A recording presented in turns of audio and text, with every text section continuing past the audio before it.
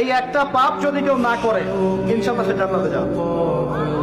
যতই পাপ করুক না কেন, জেনা করেছে, মদ খেয়েছে, মিথ্যা বলেছে, অনেক কিছু করেছে, শুধু শিরকের পাপ করে নাই, আল্লাহ তাকে মাফ করে দিবেন ইনশাআল্লাহ। বিশ্বাস করলেন না কথাটা? নবীজি বলেছেন এই উম্মতের যে কোনো ব্যক্তি যতই পাপ করুক না কেন আল্লাহ পাক সমস্ত পাপ মাফ করতে পারেন, কিন্তু শিরকের গুনাহ আল্লাহ পাক মাফ করবেন। তওবা করে যদি মারা না যায় মাফ করবেন। একটা এক্সাম্পল দিয়ে বোঝাচ্ছি তাহলে ক্লিয়ার হয়ে যাবে। মনে করেন কেউ একজন জেনা করেছে, তওবা করার সুযোগ হয় নাই, মারা গেছে। এখন আল্লাহ পাক কিয়ামতের মাঠে এই জেনার পাপটা মাফ করে দিতে পারেন, যদিও সে তওবা করে নাই।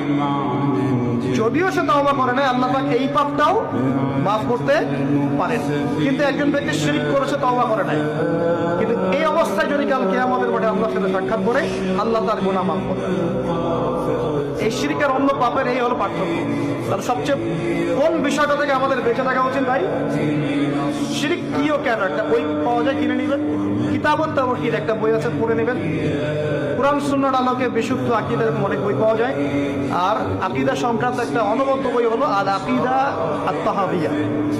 এই 4-5টা বই পড়লে আপনার শিরকের কনসেপ্ট ক্লিয়ার হয়ে যাবে।